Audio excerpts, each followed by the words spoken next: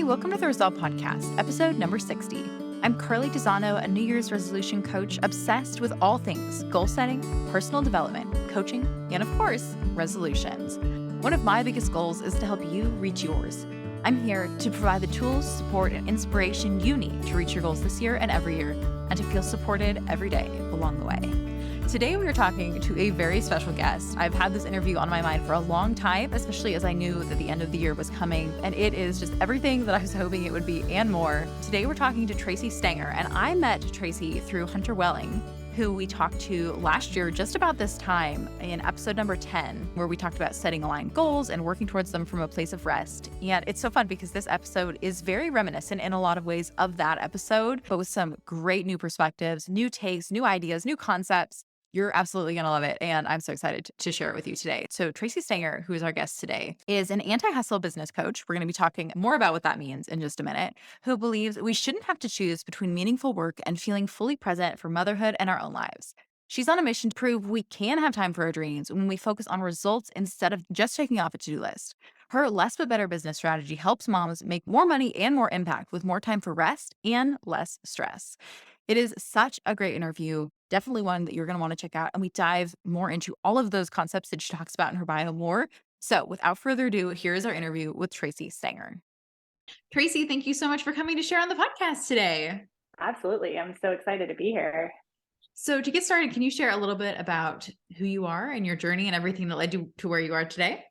Oh, sure. Just a short little story. Yeah, right. So I'll start with where I am and go back to how I got here. I'm an anti-hustle business coach for moms. I've been doing this for a few years. It's come with me from where I started. So I'll go back there. I've always felt it was really important to have time for life along with work. So even in college and after college, thinking I want to live like a retired person my whole life. I never thought that there would actually be enough hours in the day for a real job. I want to do work and I want to live and I want to see the daylight and take care of my body and have time with my family. So doing that, I was always doing my own businesses, and I worked at my parents' diner through college and after for quite a while too, because it was such an easy way to make the money that I needed to have the time to do my own business and to have that time to live like a retired person. But then I burnt myself out on that. So I fell into a 9-to-5 because my boyfriend at the time, who's now my husband, was like, I work for the state government. They have holidays and healthcare and good money. So I went there. It ended up not working for me because you don't get to live like a retired person when you're expected to be there, but in seat for 40 hours a week, if not more.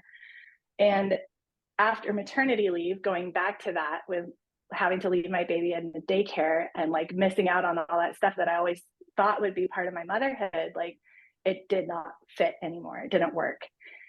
And I realized I could do what I was doing here in business, because I think having that bent on I just want to do my job and get out of here is what made me so efficient. And so in my 9-to-5, what I started doing was being recognized for, wow, she always finds the easier way to do things better. And they started moving me around to different teams to be what's going on here? Why do we do all those things? Could we maybe not do that? And, oh, look, this is better work and you're having more fun.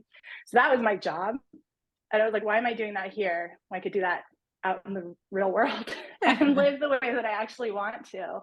So that's what I've done. I've brought my essentially sort, purge, and organize process, what I was doing with my teams there, out to other moms who are in business and want to have time for life and work. Mm-hmm.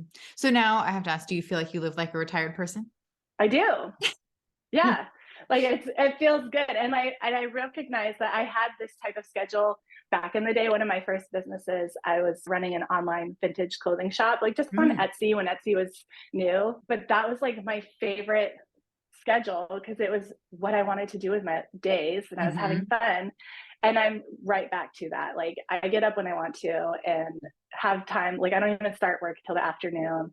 And everything's fine. And I see my family and I'm back to living like a retired person as it was meant to be. I love that. Yeah. My parents recently retired. And so it's been so fun to watch them live their retired life. And I definitely feel that pull to be That looks so nice. I would love to spend my days like that too, by the pool, in the pool, going on adventures. Yeah, let's do it. Right. I think you're right. It's something we can incorporate, even for people who do work 9 to 5, because that's what they have to do or they want to do that. I totally agree that that is a mindset and a set of actions I think that we can apply to our life. So I'm excited to dive more into that. But I know as people who are in the online business space for years, it has been so obsessed with the idea of hustle and like doing more and doing it faster and ideally like doing it better, but that's kind of like the bottom priority right there. And so you share a lot about the idea of the anti-hustle. And that's such a mind-catching idea, I think, for people who are familiar with that hustle ideology and mindset. And it's such a captivating concept. And it ties in really closely, I think, to the whole idea of living like you're retired. So can you share about how you came to the anti-hustle idea and like what that really means? Yeah. And I think it's interesting that you say that, like the regular online business world, like I always, when I write about it, I'm like capital O, capital B, like that Right. machine. I think the hustle has a lot to do with like them wanting to sell you their thing. So like, of course you have to do all the things because you have Right. to buy my thing, you have to buy their thing, but I am anti-hustle because I think I've made it clear. I've just never really liked the idea of being busy, of doing all the things. Like I want to do what needs doing. I'm a big fan of Gretchen Rubin's 4 tendencies. Me And too. on that, I'm a questioner, which means Mm, like I'll only do something if I've decided that it's a good idea. mhm. And so I think that plays into a lot of this, like, I need to do what now? Why? And like asking all these questions and being more innovative. I also have futuristic as my highest Mm, Clifton strength. So I can see just something that's like, does it have to be that way? What if it could be like this? mm, And so when I look back, like I just always found the easiest way to get things done better, which is also what I call like less but better. You do yeah. less things, but they come out better, or so you can live better, like make it easier to get those things Mhm. done. And just, I think it's really important for us to just focus on results instead of checking things off a to-do list. Mhm. I'm super curious. In the online business world, one of the concepts that I have heard frequently mentioned in some iteration or another is the idea of like doing B minus work, which I understand because it's the Mm-hmm. idea of move past perfectionism, just get it out there. Most people are not reading your post, like looking for where you put the comma in the wrong place or like when you Right. miscapitalize something. And so I totally understand it from that perspective. And maybe it's just in my mind, but that kind of comes up a little bit against the idea of doing less but better. Because if you are doing less, maybe you have more time or energy to invest in reaching like the A or A plus level. So I'm curious like what your thoughts are about that. Is it still Interesting.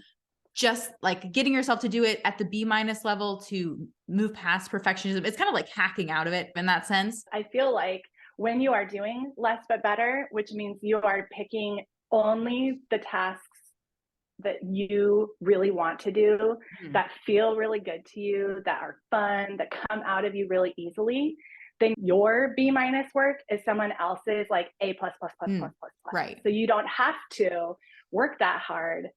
Like your B minus is awesome. Right.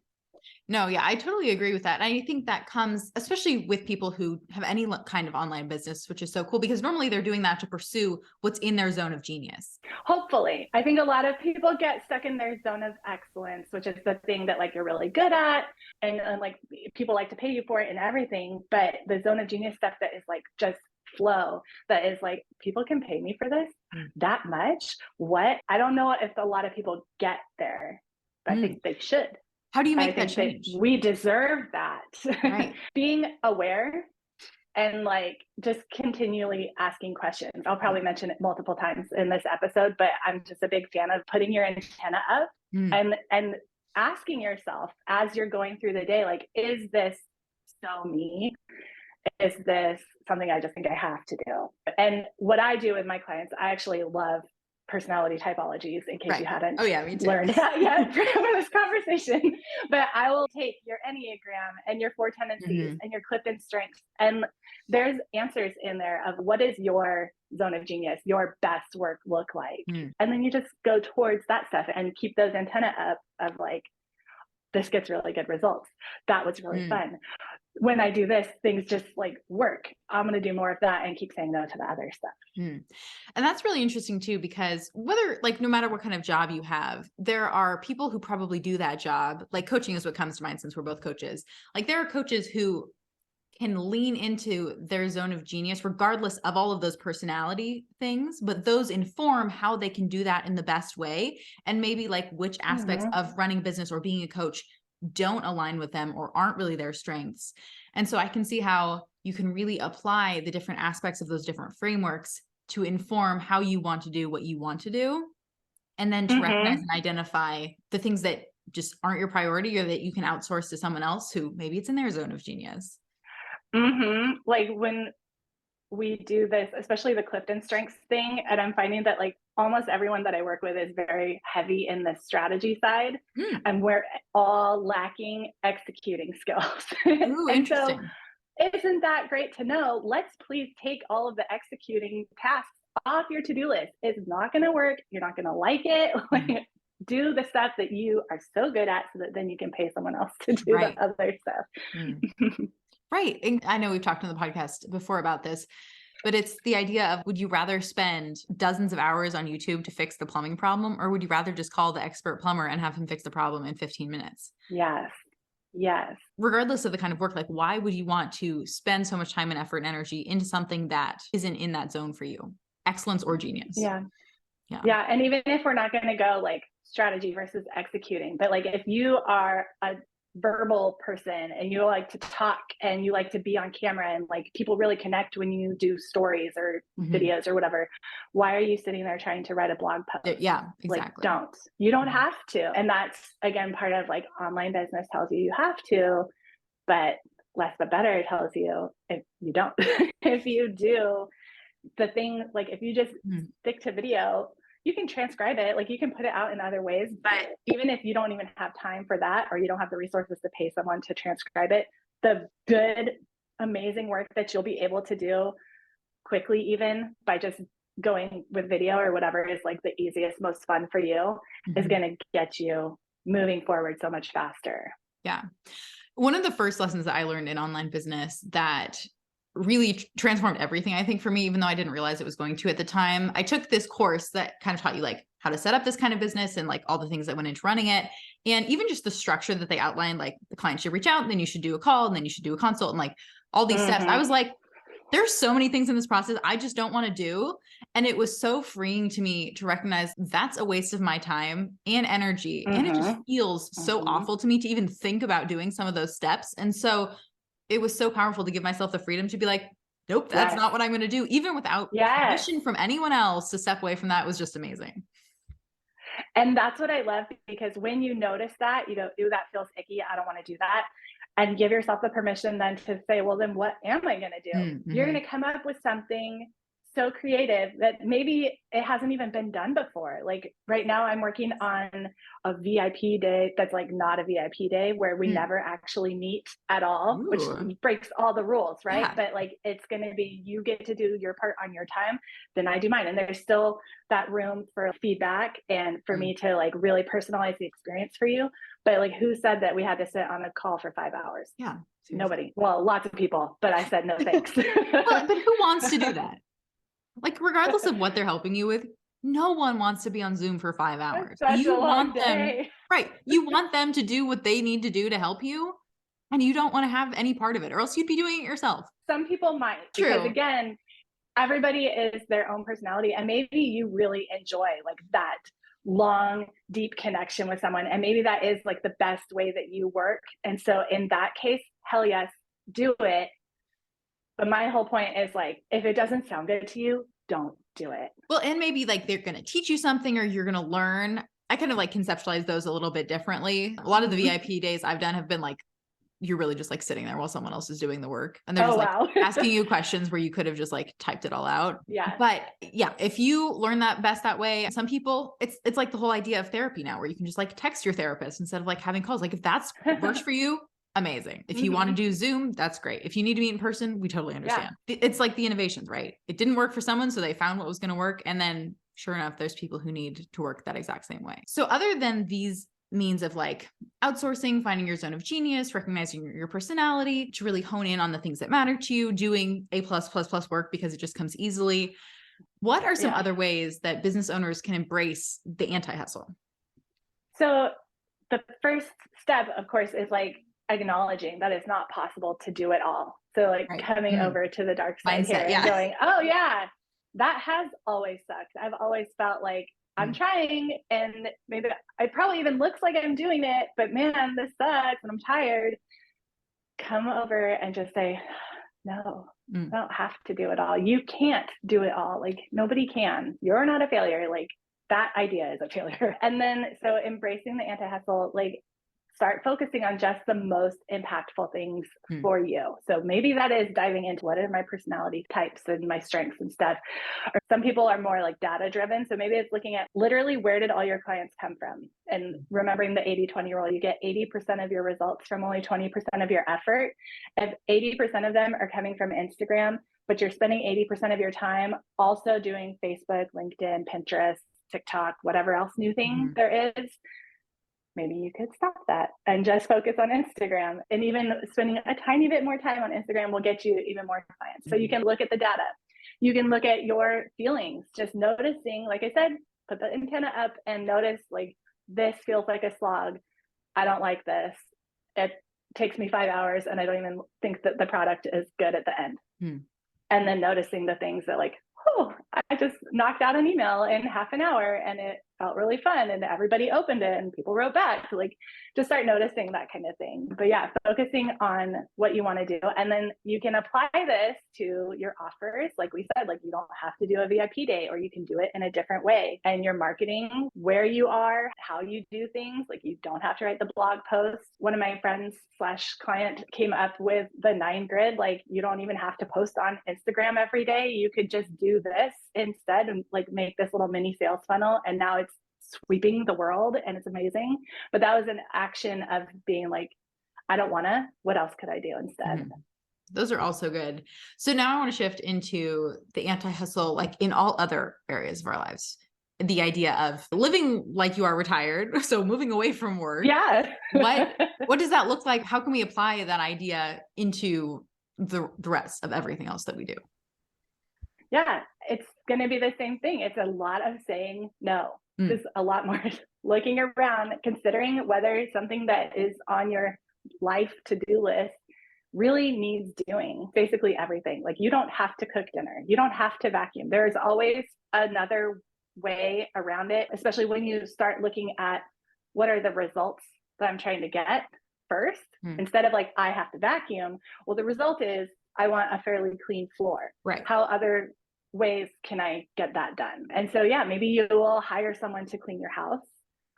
You will start saying no to like a weekly coffee date that you didn't really have fun with so that you can take that time to go for a walk or do yoga. And you can so what we do in my course is this thing called a time budget where you literally look at like, I only have so many hours in a week. Where are they going to? If I put the things that I want to do up first and I start finding I don't have time for these have to do's and always do's just because they're happening, start cutting those out.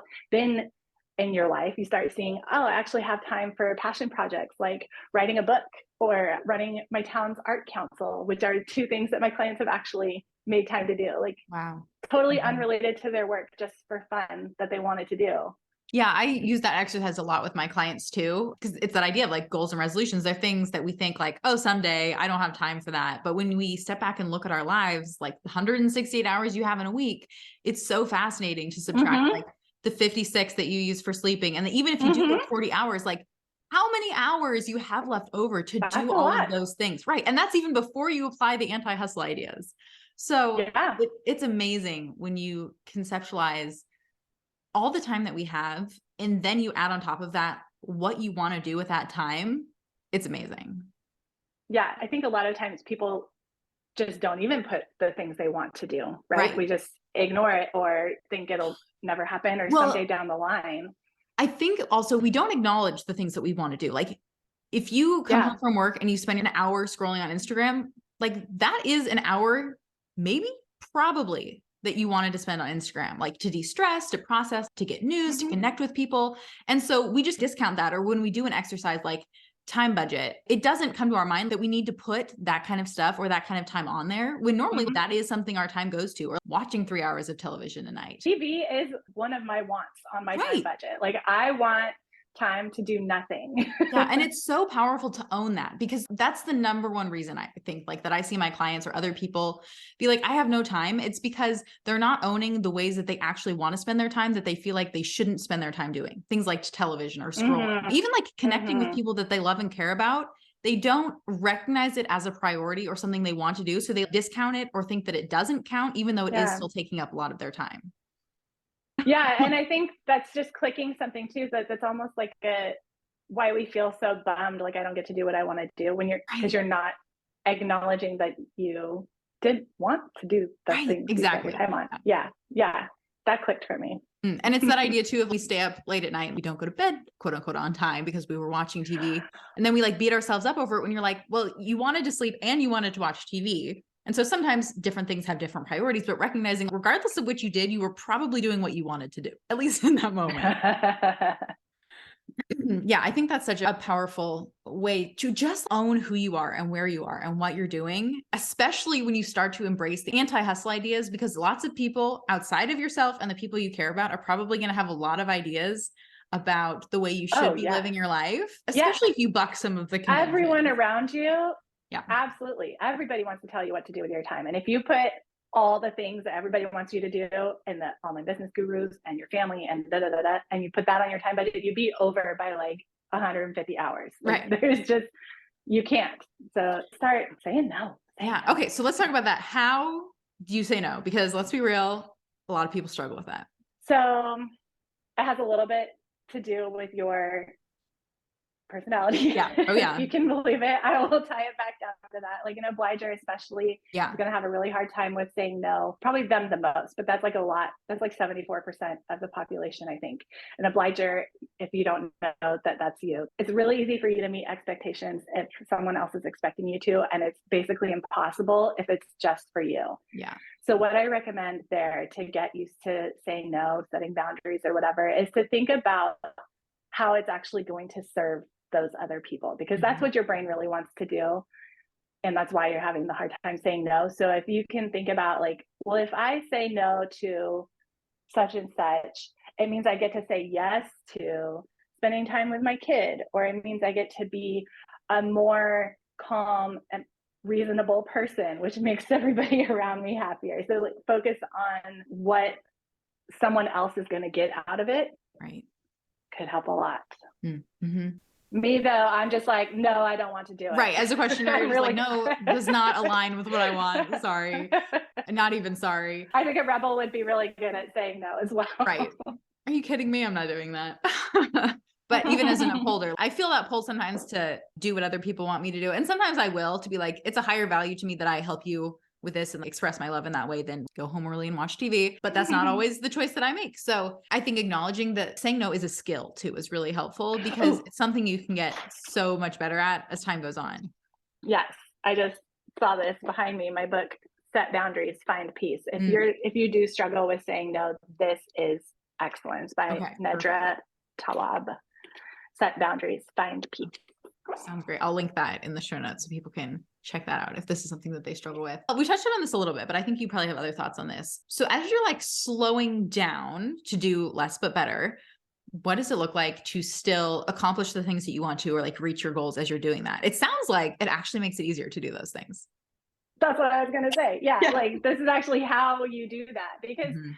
when you are doing all the things and you're throwing energy every little way, and so nothing's ever really getting done well, or like, if we go back to that example, you're spending so many hours trying to write a blog post that you don't have time to do something else that would actually like really attract customers to you.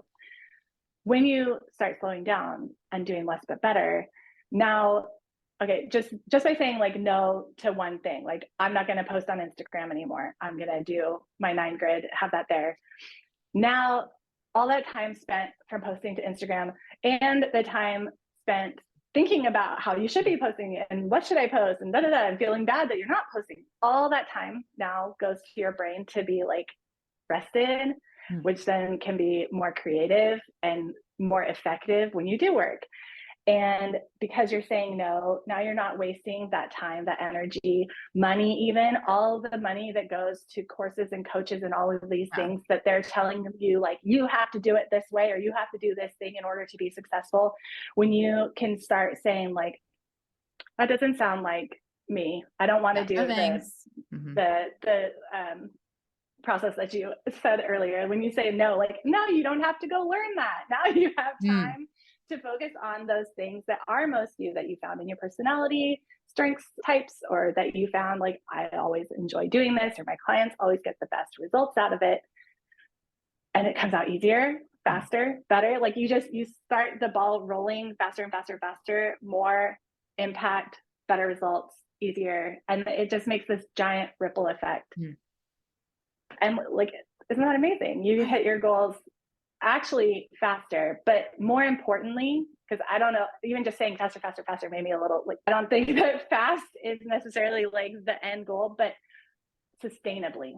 Right. Well, and just like easier, simpler. Yeah. Don't wear yourself out, because the reason I am here, that I think that is so, so important, is I really think that you all have like something in you that only you can do, the way only you can do it. And when you dilute that by going every other direction that everyone else tells you to do, you're not giving it to us. And you may burn out and you may quit.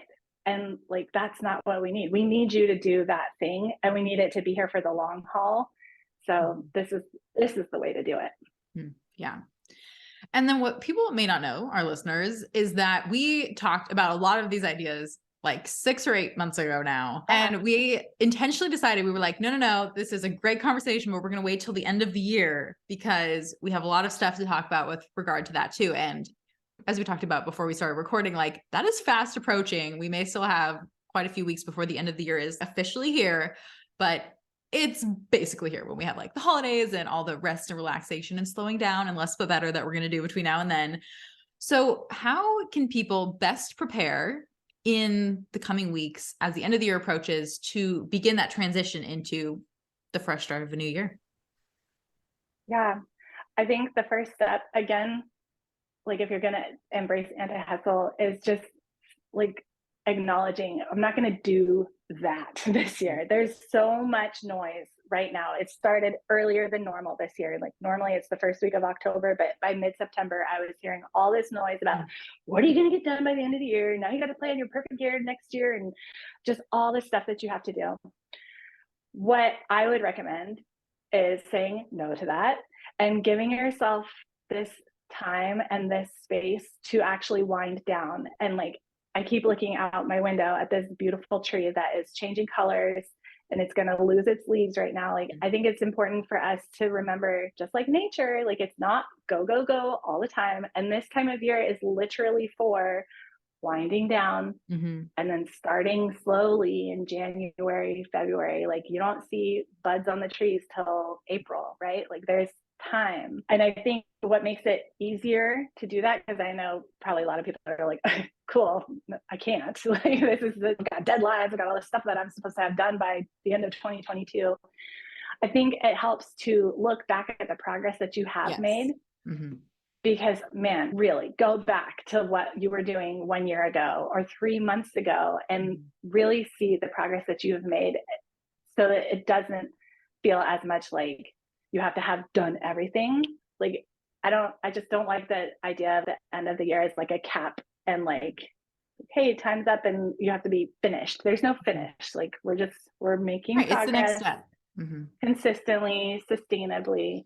But looking back at what you've done, like, so I do this every month. I look back at the month, and I'm frequently surprised by, like, I did all that. Like, I remember that thing being so awesome. That felt like ages ago, right? Because we're constantly on to the next goal.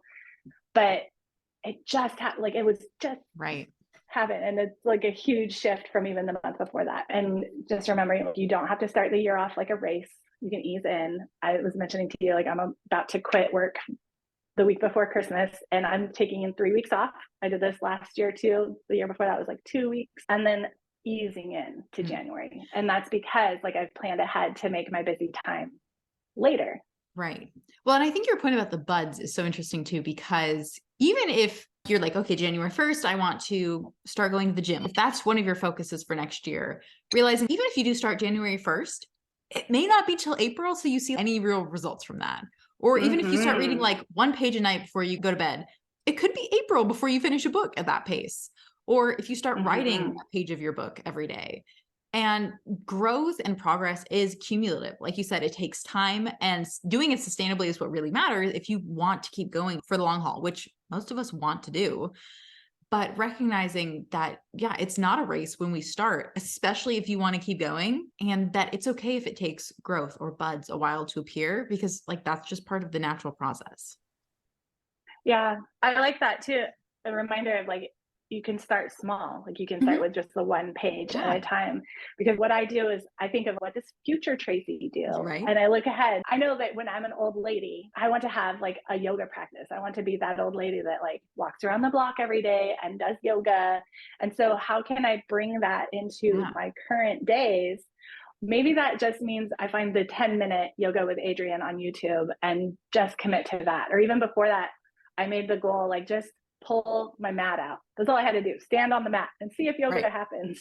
But then you can start really small like that, but it's still going to add up to the goal that you're going to. So in conjunction with that, we do want to do things. Like you said, like we're making all of this space in our life for things that we want and that matter to us. So how can we plan out the year that is fast approaching to intentionally approach it and to make progress and to do those things that we want? So I kind of put the same idea as like time budget. There's only 12 months next year, right? So we want to look at the big picture. What is it that I want to get done next year? And I think it's really important to make sure you're adding downtime and rest in there first before you start making plans, which I think is the problem with like most planners, because they're like, here's 50,000 pages for you to fill in with every single thing you ever want to do. And then of course you can't actually get any of that done.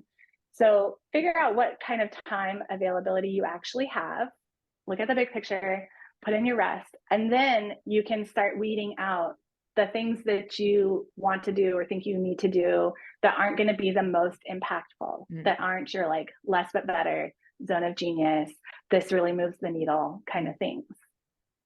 I love that about resolutions and like taking the whole year as a whole too, because like there are very few goals you can set that take up that much time.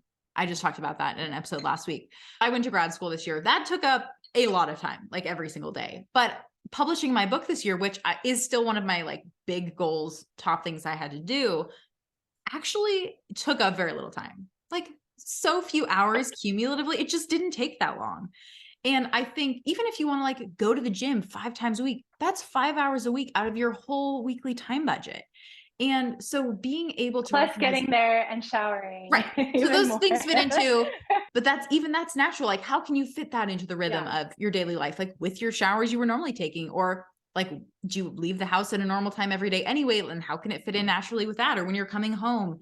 And so there are ways that it can fit in, but realizing that there is so much downtime that we can create over the 12 months. There's so much available to us, even as we do whatever it is we want to do, even if it's a daily thing, or if it's a big goal that we're going to just cumulatively work towards all year.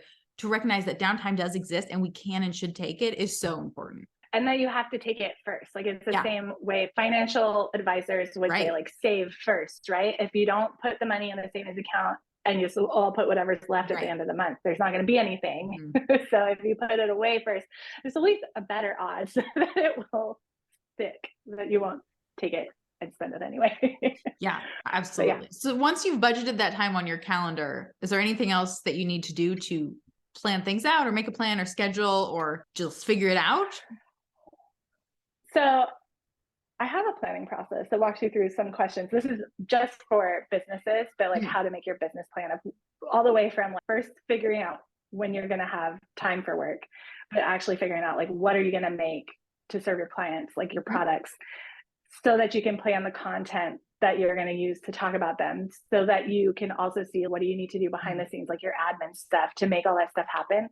So there's like 8 steps in that process. But overall, anytime you're planning something, you want to look at the results first and then take it back a step. If I want that to happen, what has to happen first? Well, in order for that to happen, what has to happen first? And each time you're answering that, think of like, what's the easiest way for that to happen? Like, I love that you just said, I can put this showering with my regular shower. Like, I don't have to have 2 showers. I can make this easier. That's very less, but better. Be like, what's the easiest way to fit this in my schedule? Right. Even maybe I'm not going to go to the gym today, so I can go to the gym tomorrow so I can shower after because I need nice hair for the day after for that thing I have. Like, there's a lot of like mental gymnastics that sometimes goes into these things, but just embracing it because it's part of life. We're going to have to shower and do our hair nice anyway. And we probably want to work out along the way. So when you can like just fit all of those pieces together, that's part of it. It's okay. Yeah. But taking that time to plan, because I hear from a lot of people, like, I don't even have the time to do that zoom out. Like, take the time, take the hour or whatever. Like, people can use this, my plan your year process, in like 2 hours to at least get that overview of what does your year look like next year. But whatever it is that you're trying to plan, if you take the time to plan it first, it's going to save you more time in the long run and make sure that you're doing it the easiest, best way too. So worth it. Yeah, absolutely. And I think you made a good point about admin stuff too, because like you said, like the showering and the driving goes into going to the gym, but so does like packing your gym clothes every day, remembering your shoes, deciding if you need a snack before or a snack after, and if you're going to bring it, or if you're going to pick it up while you're out. Like, all of that admin stuff goes into life too. And so that's normally the biggest thing that people miss out when they're doing like a time budget or like the 168 hours exercise. They forget you don't just need time to eat, like you need time to make the meal and to meal prep and to go to the store and to decide that you need to go to the store and make your grocery list. Like, all of that's part of it too. Well, maybe, or outsourcing because it. Then when you start thinking about that, then you go, okay, well, what's the result I need to eat? Right. Do I need to do all those things? Can I do HelloFresh? Can I have someone drop me off food? Can I do leftovers, meal prep, whatever? Yeah, it's like, that's where you get into options. Yeah, absolutely. Figuring out the way that works best and easiest for you. Yeah. And that's true in like all of our admin areas of life, but we have to acknowledge first what all those steps are and how much time they take in order to decide, like, do I want to do all of them? Can I do all of them? What do I not want to do? What do I want to do? What is the end result that I want, other than having eaten? Like, do I want to make it, or do I want to outsource, or do I want to use any of this other multiplicity of options that exist? Yeah. Right. And so there's so much admin that we can reduce, but we have to like acknowledge first that it exists to make that possible. And just what you were saying reminds me, it's considering your values. Yeah. Like, do I want to do it this way? Like, I want it to be zero waste, or I want it to be fast, or what? And like, how is it more important that it's zero waste or that it's done?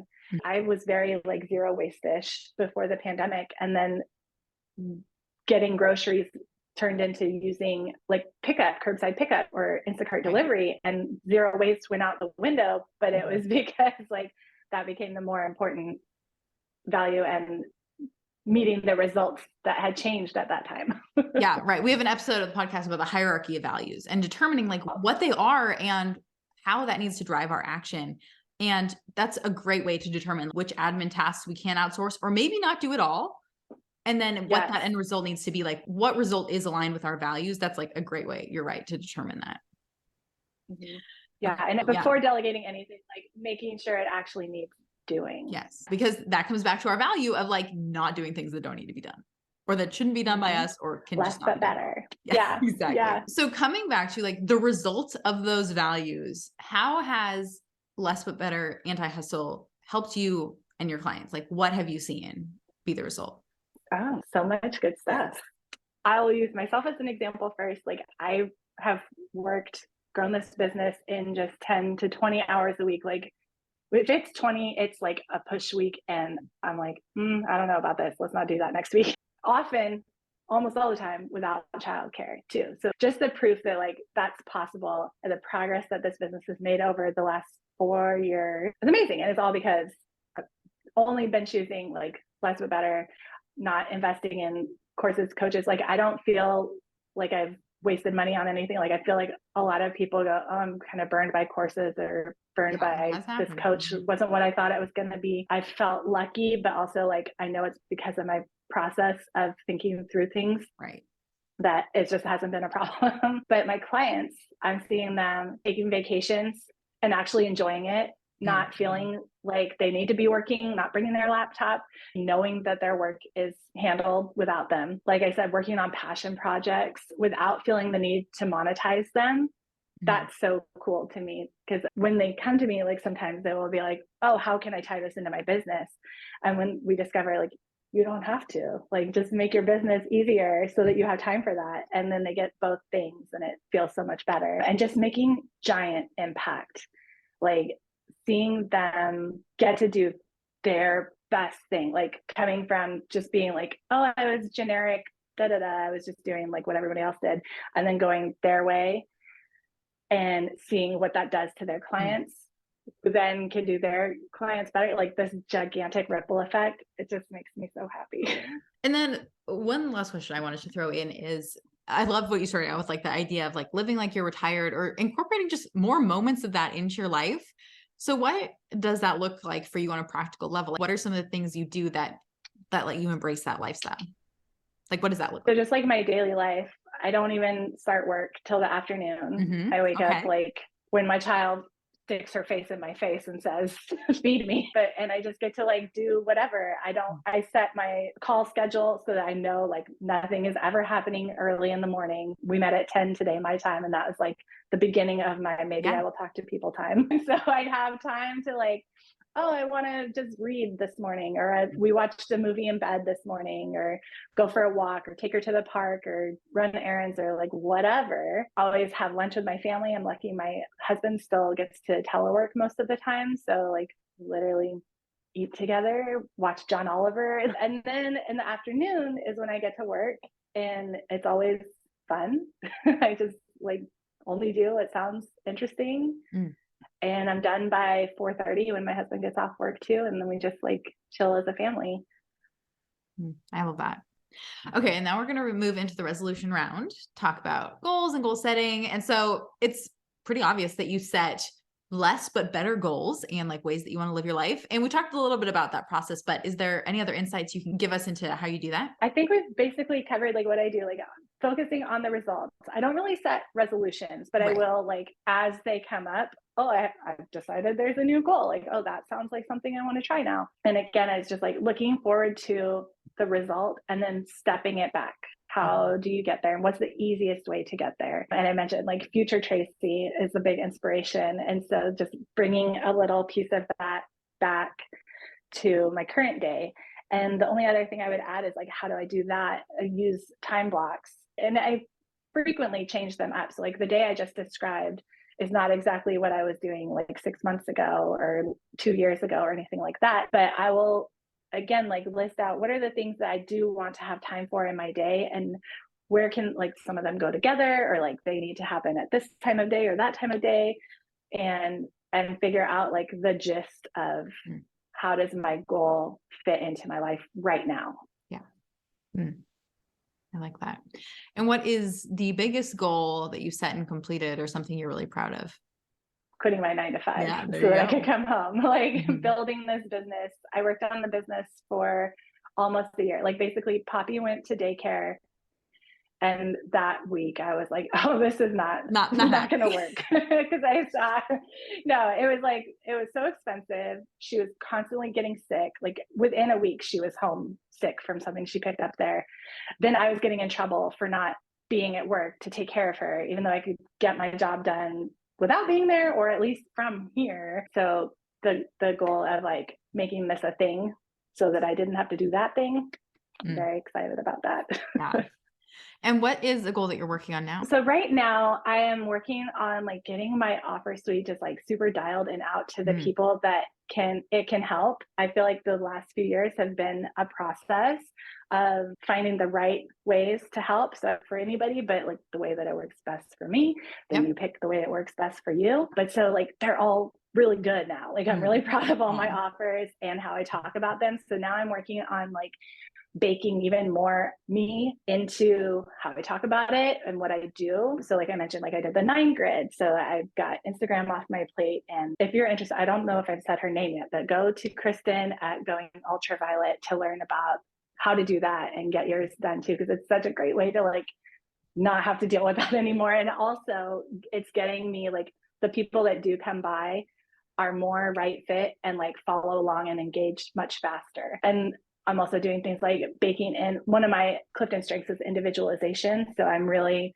trying to make sure that like the personality typologies and strengths and stuff is baked into every little thing, even like my courses, so that you're getting that, because it's so fun for me and important. Or like, I feel like my zone of genius is just like welcoming. So I'm creating, like finding other places I can create a welcoming space. And again, like even in my courses, I'm going back inside Teachable and like kind of zhuzhing up the experience in there and just like, yeah, doing things that sound fun, like this, coming on here and chatting. Well, and I love that too, because it's a good reminder that things are a process, especially in entrepreneurship. Like you don't just jump in, even with the anti-hustle idea, and everything just falls into place and you suddenly know everything you're good at and everything you want to do and the exact way it should be structured. It's a practice. Yeah, but it's like a continual embracing, like each step of that, re-embracing your values in the anti-hustle process and doing less but better to get to where you are now. And as things continue to evolve, you're going to keep doing that. But it doesn't just come just because you're like, well, I want to focus on the things that are important to me. Like it's coming to recognize what that means and how you live it out and how to embody that. So your story is like the perfect example of that, I think. Oh, thank you. Good. Yeah. And it's really fun. Like I'm so excited for you to like get here. And the first time you just say no to something and like the space that it creates and how amazing it is, you'll be hooked. And then you like do it again and you do it again. And it gets more and more easy, becomes like a muscle memory. I just heard that from a client the other day. I got a boxer like, okay, I've been practicing this for like a couple of years now, but I just noticed like it just happened. I didn't even have to tell myself. I just did it. And like, oh, it's so cool. And the stuff that starts coming out just gets like more and more creative and more you. It's really cool. So that's the perfect segue into every week on the podcast. We encourage listeners to resolve to consider something or experiment or take some action. So what would you encourage listeners resolve to do? Put up those antennae. Like that's the first step. Everyone that I've talked to that has like embraced this anti-hustle and is doing less but better and everything, I'm like, well, how did you know that you could, or like, how did you get there? And literally every single time the answer is, I tried it. I just did it. So that sounds like way too simple, but that's it. So how do you do that? You put up your antenna to start noticing that doesn't feel good. This feels really good. And just say no to one of those, this doesn't feel good things, and give yourself the space to do one of those, this really feels good things, and just kind of see what happens. And I like to share too, because I know that it still sounds scary, but this called the outbox method, which I got from apartment therapy, like way back in the day, of how you clean your closet out, right? You're like, oh, maybe I don't need this shirt, but you're not quite sure you can send it to Goodwill yet. So you just put it in the outbox, like in the closet or in the garage or something, and get used to your life without it and see, do I miss it? If you do, you can go bring it back. But if you don't, like it's gone, vanished. So the first time you say no to something, maybe you can put it in the outbox so it's not so scary. That's good. I'll take it under advisement. I love that. That's a great point. Okay, now we have the confetti questions just for fun so we can get to know you a little bit better after all the other insights you've given us into your life. So what time is it normally that Poppy sticks her face in your face and wants food? What time do you get up? Luckily, lately it has been somewhere in the 7 o'clock hour, and I can handle that. So I try and convince her to like cuddle with me and just chill for a second, and that's okay. Yeah, what sweet moments together. So when do you do your best work? Right now, that is like from 1 to 3:30, and that's when I work. So but that's a great point, because I feel like I've had enough time in the day to like be a person and get excited and absorb things. And maybe I've got like a story from going to Target or whatever. Like I'm writing my email tomorrow about cleaning my Le Creuset pot the other day. So like the living life stuff. But like you said, like right now it's 1 to 3, but that can change, and that's okay. What is the best piece of advice you've been given? It has nothing to do with business, but a person that I knew from New York told me, like, if you ever see someone acting like weird on the street and you're worried that they might act crazy toward you, you act weirder and they'll be afraid of you. Ooh, that is an interesting point. Now I'm like thinking of all the different ways you can apply that in life. Okay, I get it. What do you do to rest? So that also changes seasonally. In the spring, I was hanging out in my hammock in the backyard. When it got hot, I was hanging out in my stock tank pool, Love it. chilling for about an hour, listening to music. And this season, in the it's finally getting like chilly here. I just want to watch movies on the couch. And then in the next part of this year, I'll want to go to the ocean and just walk around, see the waves. Like, I just need that water every once in a while. Yeah. Yeah, I'm with you. Water is like a grounding element for me. Favorite beverage? Depending on the time of day. I start out with my decaf Folgers, which everybody thinks is so gross, but I don't care. It reminds me of my grandma and it's good. And then I drink water. And if it's a nighttime beverage, I like to freeze my Jameson whiskey, and it's like so good. Love it.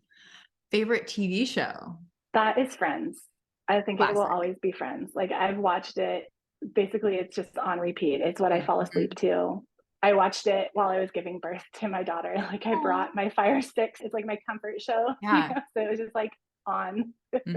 I love Friends. I've seen it so many times. My problem is like, whenever I get to the last episode, I'm like, well, I'll just watch the first episode again to like see where we started. And then it like starts all over. It's a never ending process. You're right. What book has had the greatest impact on your life? I know, hard That question is way too hard. I know. I don't know if I'm even going to answer you, because one of my Clifton strengths is learner. So I just take all these pieces from books that sometimes, like, I don't know where it came from. Or I also find sometimes I attribute something to a book that's not actually in there. So I don't know. There's an amalgamation of all these different books in me. But I will tell you, the one that I've read lately that I agreed the most with was Essentialism. Yeah, that's a great one. Great. Yeah. And he actually, I think that's what like named Less But Better for me, because he was talking about the Less But Better design principle, where they're like, it could be simple and that is better. Like, oh yeah. And for business. Is that his first book or his second book? Yeah, that's the first one. I haven't read the new one yet. The new one is my favorite. I liked that one even better. I feel like Essentialism is like why doing less better, and the new one is like how to. So I kind of don't want to read it because I don't want it to like. Well, I thought I read Essentialism years ago, but the new one, to me, it embodied a lot more of these concepts we talked about today. I thought it was really into the why of like, how do you make the space to do these things that you want to do, and like, what are those things? So maybe I'll have to like read them both again. But I really liked the second one. And I'll have to like put in the show notes what it was, because I don't remember what it was called, but it has like a similar. Yeah, I think it's called Effortless. Yes, thank you, Effortless. Yeah, so it's about like how to reduce the effort of doing the things like that you are intentionally choosing to do. So both of those books like perfectly sync. I actually almost brought up Effortless earlier. So yes, those books correlate very well. What book are you currently reading? I am reading The Nickel Boys by Colson Whitehead. It was on the Pyrex dish shelf at the Goodwill the other day, and I was like, that's not where that belongs. But also, I've heard of that guy. Like, I need to read that. So it like had to happen. It's really good. I'm about halfway through it. Okay. And what is a win that you're currently celebrating that we can toast with you? So I have just buttoned up the 4th year version of Plan a Year, my planner that I was talking about earlier. So I'm really excited that like it's beautiful, and I've got some new things, like I've spruced up the Teachable, and I've got some better emails coming to like support you going through it. So I'm excited about that, and I'm excited that less but better that like normally I like refilm everything and like redo all this stuff, but it didn't need it. I looked at it this year and I was like, no, this is good. This is what works, and I'm happy. So perfect. That's just great. working on like the next iteration of it. Yeah, I love that. And where can people go to find more information about you and your work, or everything else going on in your life and all the other amazing things you're doing? So I would love for you to follow me on Instagram. That is the one place that I social media. I'm there at Tracy.Stanger, and literally like watch my stories. That's where you see like what I'm doing in the day and where we talk about how to less but better your life and your business and all of that, and DM me. Tell me that you listened, or if you just like relate to something that I'm talking about in the stories. I want to hear from you. I obviously like to talk, so I will get the conversation going. I like to remind people it's also introvert friendly. So I understand, like, you can even say like, hi, introvert here, and I'll lead us along gently. And then if you want to see about my work, I just created this new page, tracystanger.com/menu, where I'm incorporating Cafe Tracy, that girl that grew up working at her parents' diner, and could tell you what's the best thing on the menu for you. That's what this menu page does. It lists out everything that I do offer and helps you figure out like if it could help you. So you can check that out. I love that.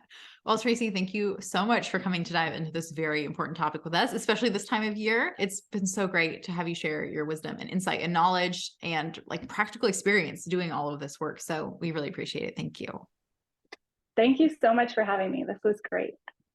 And that's a wrap on our interview with Tracy Stanger. It was so much fun to have her come and talk about one of my favorite topics, the end of the year and the rest and reflection that comes along with that, which is so important. Whether or not you set resolutions, like Tracy pointed out, it's just part of the natural rhythm of life.